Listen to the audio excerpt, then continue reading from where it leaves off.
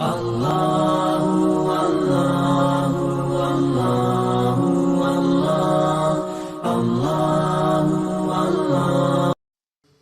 بھائیو،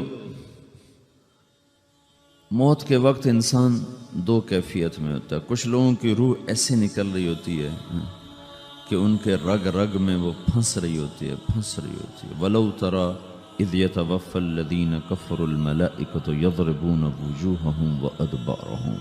کاش تم دیکھ سکتے وہ منظر جب اللہ کے فرشتے نافرمانوں کی روح کو نکال رہے ہوتے ہیں تو ان کے منہ پہ بھی مارتے ہیں، ان کی کمر پر بھی مارتے ہیں۔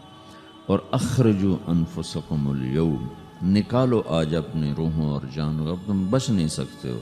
وہ پیچھے ہٹنا چاہتے ہیں، رب ارجعون، مجھے واپس کر دے تھوڑی دیر کے لیے، لعلی اعمل صالحا، اب میں پورا ٹھیک مسلمان بن کے چلوں گا۔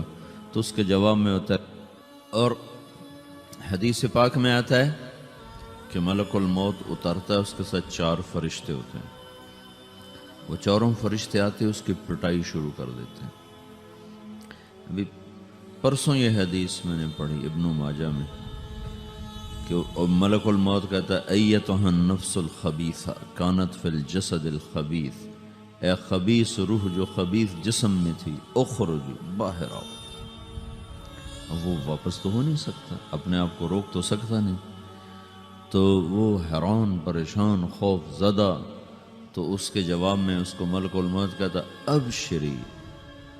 ابشری بحمیم وغساق وآخر من شکلہ ازواج، تیار ہو جا خوفناک عذاب کے لیے اور کھولتے پانیوں کے لیے، کانٹے دار جھاڑیوں کے لیے اور بے شمار عذاب کی شکلوں کے لیے۔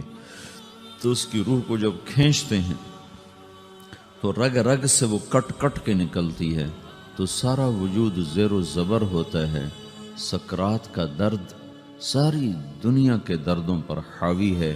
جب اس کی روح نکلتی ہے اور اس کو لے کر آسمان پر چلتے ہیں تو دروازے پر پہنچتے ہیں تو اندر سے فرشتے پوچھتے ہیں کون ہے؟ کہتے ہیں فلاں کا بیٹا ہے۔ کہا نفس خبیثہ فی الجسد الخبیث، یہ تو وہی بدماش ہے جو بدماش جسم میں تھا، یہ وہ بدبخت روح ہے جو بدبخت جسم میں تھی، اس کے لیے آسمان کے دروازے نہیں کھل سکتے، اسے واپس کر دیا جائے۔ تو آسمان کے دروازے لا تفتح لهم ابواب السماء ولا يدخلون الجنة حتى يلج الجمل في سم الخياط، کہ ان کے لیے آسمان کے دروازے نہیں کھلیں گے اور ان کے لیے جنت کے دروازے نہیں کھلیں گے، پھر یہ وہاں سے نیچے گرائے جاتے ہیں جو اللہ کا قید خانہ ہے سجین، وما ادراک ما سجین کتاب مرقوم۔ وہ تمہیں خبر نہیں کہ وہ کیا خوفناک قید خانہ ہے جو اللہ تعالیٰ نے بنایا ہے، اسے وہاں دھکیل دیا جاتا ہے۔ پھر قیامت تک اس کے لیے انتظار کی گھڑیاں ہیں اور عذاب کی شدت ہے۔ اور جب کوئی نیک آدمی اللہ تعالیٰ کے دربار میں جانے کا اس کا وقت آتا ہے تو اللہ تبارک و تعالیٰ فرماتے ہیں ان الذین قالوا ربنا اللہ ثم استقاموا تتنزل علیہم الملائکۃ الا تخافوا ولا تحزنوا وابشروا بالجنۃ التي کنتم توعدون نحن اولیاؤکم فی الحیاۃ الدنیا وفی الآخرہ ولکم فیہا ما تشتہی انفسکم ولکم فیہا ما تدعون نزل من غفور الرحیم۔ جب کوئی نیک مرد عورت کے جانے کا وقت آتا ہے تو اس کے لیے بھی فرشتے آتے ہیں اور آ کر اس کو خوشخبری دیتے ہیں اور آ کر اس کو تسلی دیتے ہیں کہ آپ غم نہ کریں، پیچھے والے بھی آپ کو مل جائیں گے، آپ خوف نہ کریں، آگے ساری منزلیں آپ کے لیے آسان ہیں، آپ کے لیے جنت بھی تیار ہے، رب بھی مہربان ہے۔ اور حدیث پاک میں آتا ہے کہ ملک الموت اور 4 فرشتے آتے ہیں، وہ 4 فرشتے اس کو سہلاتے ہیں، دباتے ہیں کہ موت کا درد اسے محسوس نہ ہو۔ اور ملک الموت فرماتے ہیں ایتھا النفس الحمیدہ کانت فی الجسد الحمید اخرجی، اے نیک روح جو نیک جسم میں تھی باہر آؤ۔ کیا کرو؟ وابشری بروح وریحان ورب راض عنک غیر غضبان، آپ کو بشارت ہو آپ کے لیے جنت تیار ہو چکی ہے اور وہاں کی ساری نعمتیں آپ کے لیے میسر ہو چکی ہیں اور اللہ آپ پہ راضی ہو چکا ہے اور اللہ آپ پہ خوش ہو چکا ہے۔ اس پر اس کی روح کو نکالا جاتا ہے، پھر سارے فرشتے اس کو استقبال کے ساتھ جو آسمان پر لے جاتے ہیں تو اندر سے پوچھتے ہیں کون ہے؟ کہ فلاں فلاں کا بیٹا، فلاں فلاں کی بیٹی. کہتے ہیں نفس حمیدہ فی جسد حمید، یہ تو نیک روح تھی جو نیک جسم میں تھی، مرحبا بہی. اس کو ہم سب استقبال کس کا کرتے ہیں، اور ایک دم آسمان کے دروازے کھلتے ہیں. پھر وہ پہلا، دوسرا، تیسرا، چوتھا سارے آسمان پار کرتا ہوا اللہ پاک کے عرش کے نیچے کے جا کر، مرد ہے یا عورت، وہاں جا کر سجدے میں سر رکھتا ہے. اور اللہ تعالیٰ فرماتے ہیں ہاں اس نے ہمیں خوش کیا، ہم اسے خوش کریں گے. اور اس کو عافیت کے ساتھ وہاں آسمان میں، پہلے آسمان سے لے کر اللہ کے عرش تک یہ سب ویٹنگ روم بنے ہوئے، جہاں اللہ اپنے اپنے درجات کے مطابق جنت والوں کو ٹھہراتا ہے. اور وہ انتظار گاہ ہے اور وقت ختم ہو جاتا ہے، لہٰذا انتظار کی جو تکلیف ہے وہ بھی ختم ہو جاتی ہے. وقت ختم تو انتظار کا احساس ختم، اور ٹائم کے گزرنے کا احساس ختم. تو جیسے اصحاب کہف کو اللہ نے غار میں داخل کر کے تو غار کے اندر سے وقت کو نکال کے باہر پھینک دیا. باہر 300 سال گزرے، اندر آدھا ہی دن گزرا تھا. وہ جب اٹھے ہیں تو وہ 25 برس کا نوجوان 325 سال کا ہو کے نہیں اٹھا، وہ 25 سال کی عمر میں اٹھا ہے. نہ ناخن بڑا ہے، نہ مونچھیں بڑی ہیں، نہ ان کی داڑیاں لمبی ہوئی ہیں، چونکہ تو زندہ تھے، مر نہیں گئے تھے. تو زندہ کے تو بال بھی بڑھتے ہیں، ناخن بھی بڑھتے ہیں. لیکن وہ اس طرح اٹھے کہ 300 برس گزر گئے اور 25 برس کا نوجوان 25 سال کی عمر میں اٹھا ہے، 20 برس کا 20 برس کی عمر میں اٹھا ہے. اور وہ کہنے لگے کم لبثنا، بھائی کتنا ٹھہرے ہیں؟ کہ یومن او بعض یومن، لگتا ہے کوئی دن آدھا دن ٹھہرے ہیں. وہ صحیح کہہ رہے تھے. باہر اللہ تعالیٰ نے وقت کی گھڑی کو چلائے رکھا اور اندر غار میں اس کو سوئچ آف کر دیا، نکال دیا کہ یہاں وقت کو داخل نہیں ہونے دیا. تو وقت کے گزرنے سے جو بھی اثرات مرتب ہوتے ہیں وہ ان پر مرتب نہیں ہوئے. تو وہ 20 آدھا ہی دن کے بعد اٹھے ہیں. باہر 300 سال، اندر آدھا دن. یہی کچھ اللہ تبارک و تعالیٰ برزخ میں کر دیتا ہے، وقت کو ختم کر دیتا ہے، گزرنے کا احساس نہیں ہوتا ہے. تو اس طرح میرے عزیزو، یہ دو موتیں ہر انسان دیکھتا ہے. یا وہ جنت کے فرشتوں کا استقبال دیکھتا ہے، یا جہنم کے فرشتوں کی مار اور پٹائی کو سہتا ہے. رابعہ بصری رحمۃ اللہ علیہ کا انتقال ہونے لگا تو انہوں نے رات کو فوت ہوئی تو انہوں نے اپنی خادمہ کو بولا کہ فرمایا کہ کسی کو بتانا نہیں، جب میں مر جاؤں تو پڑوس میں 2-4 کو بلا کر نا میرا جنازہ پڑھوا دینا، اور جس کرتے میں تہجد پڑھتی تھی وہی میرا کفن بنا دینا، اور صبح بے شک لوگوں کو بتا دینا، میرے مرنے کے بعد میری میت کو رکھنا نہیں، فوراً دبا دینا. تو جب ان کا انتقال ہوا تو انہوں نے پڑوس کے 2-4-10-20 آدمی بلائے اور ان کو تدفین تجہیز سب کچھ ہو گئی. صبح شور مچا کہ وہ رابعہ بصری کا انتقال ہو گیا. تو اگلے دن وہ خواب میں اس خادمہ کو ملی اور کہا بیٹی تیری بڑی مہربانی، تو نے میری وصیت کے مطابق عمل کیا.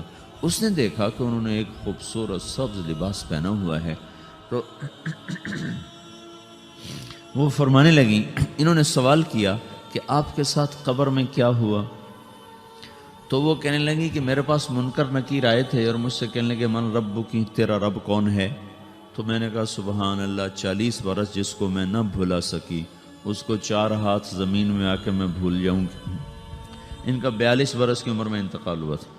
تو وہ کہنے لگے سبحان اللہ، جس کو میں 40 برس نہ بھولا سکی میں اسے 4 ہاتھ زمین کے اندر آ کے بھول جاؤں گی. تو منکر نکیر کہنے لگے اس کا کیا حساب لینا؟ پھر انہوں نے پوچھا کہ وہ آپ کا وہ کرتا کہاں گیا تہجد والا جس میں آپ کو کفن دیا تھا؟ کہا وہ اللہ نے مجھ سے لے لیا ہے اور میرے اعمال کے خزانے میں رکھ دیا ہے. قیامت کے دن میرا وہ کرتا بھی میرے ترازو میں تولا جائے گا اور مجھے یہ لباس پہنایا ہے جو جنت کا لباس ہے. یہ بھی ایک موت ہے. اس طرح بھی لوگ مرتے ہیں. اور دوسری بھی ایک موت ہے، ہمارے علاقے کی بتا رہا ہوں، اپنے علاقے کی. ایک ذمہ دار مر گیا، اس کی قبر کھودی، ساری بچھوؤں سے بھری ہوئی، ایسے جیسے چیونٹیاں پھر رہی ہوتی. تو انہیں وہ بند کر کے دوسری کھودی، ساری بچھوؤں سے بھری ہوئی. پھر وہ بند کر کے تیسری کھودی، ساری بچھوؤں سے بھری ہوئی. قبرستان میں اتنے بچھو کہاں سے آ گئے؟ یہ زمین کے بچھو نہیں ہے، یہ آخرت کی بلائیں ہیں جس کے ساتھ اب اس سے قیامت تک رہنا ہے اور گزارا کرنا ہے. تو یہ دو طرح کی موتیں روزانہ لوگ مرتے ہیں، روزانہ لوگ مرتے ہیں۔ جب نماز کا وقت ہوتا ہے ملک الموت ساری دنیا کا چکر لگاتا ہے اور دیکھتا ہے کون پڑھ رہا ہے کون نہیں پڑھ رہا، کون پڑھ رہا ہے کون نہیں پڑھ رہا۔ جو نماز کی پابندی کرتا ہے اس کی موت آسانی سے ہوتی، جو نماز میں غفلت کرتا ہے اس کے ساتھ موت کے وقت شدت اور سختی اختیار کی جاتی۔ تو بھائیو یہ ایک جسم ہے، ایک روح ہے۔ روح باقی رہنے والی چیز ہے، جسم مٹ جاتا ہے، پھر اللہ سے قیامت کے دن نیا جسم عطا فرمائے گا، ایک نیا جسم دیا جائے گا۔ روح وہی ہے جو اللہ کے خزانوں میں جمع ہو جاتی ہے۔ نافرمان کی سیاہ کالی روح ہوتی ہے، فرما بردار کی روشن چمکدار روح ہوتی ہے۔ تو اللہ نے کچھ تقاضے جسم کے رکھے ہیں اور کچھ روح کے رکھے ہیں۔ جسم کے تقاضے پورے نہ کرو تو یہ پریشان ہو جاتا ہے، روح کے تقاضے پورے نہ کرو تو یہ پریشان ہو جاتی۔ روح کی پریشانی جسم سے زیادہ ہے، چونکہ روح کی طاقت جسم سے زیادہ ہے۔ جسم مٹی سے بنا ہے، اس کی غذا بھی مٹی سے نکلتی ہے۔ روح آسمان سے ہے، اس کی غذا بھی آسمان سے ہے۔ روح کا تعلق جب تک اللہ سے نہیں جڑتا اس سے بھوک اور پیاس لگتی رہتی ہے۔ جسم کو جب تک روٹی اور پانی نہ ملے یہ تڑپتا اور پریشان رہتا ہے۔ جیسے اللہ تعالیٰ نے ہمارے جسم میں روٹی اور پانی کی طلب کو بے ساختہ رکھ دیا ہے۔ میں بیان کے دوران بھی پانی پی رہا ہوں، آپ دیکھ رہے ہیں کہ میرا حلق سوکھ جاتا ہے، مجھے طلب محسوس ہوتی ہے پانی، حلق سوکھتا ہے پانی کی طرف بھاگتے ہیں، بھوک لگتی ہم روٹی کی طرف بھاگتے ہیں۔ یہ ایک ایسا اندر میں آٹومیٹک سسٹم ہے کہ ہم اس کو آف نہیں کر سکتے۔ یہ سوتے سوتے بھی بھوک کی وجہ سے آنکھ کھل جاتی، سوتے سوتے پیاس کی وجہ سے آنکھ کھل جاتی ہے۔ یہ ایسا خود اللہ تعالیٰ نے ساختہ نظام بنایا ہے کہ آپ اپنے جسم میں روٹی اور پانی کی طلب کو نہیں نکال سکتے۔ میرے عزیزو ٹھیک اسی طرح اللہ نے انسانی روح میں اپنی طلب رکھ دی ہے اور اپنے رسول کی طلب رکھ دی ہے۔ یہ دو طلب ایسی ہیں کہ یہ آپ کے جسم روح سے نکل نہیں سکتی۔ جیسے بھوکا روٹی نہ کھا لے، پیاسا پانی نہ پی لے، اسے چین نہیں آ سکتا۔ وہ روح جو اللہ اور اس کے رسول سے نہ آشنا ہے، جب تک وہ وہاں تک پہنچ نہیں جاتی اسے چین نہیں آ سکتا، اس کا اندر پریشان رہے گا۔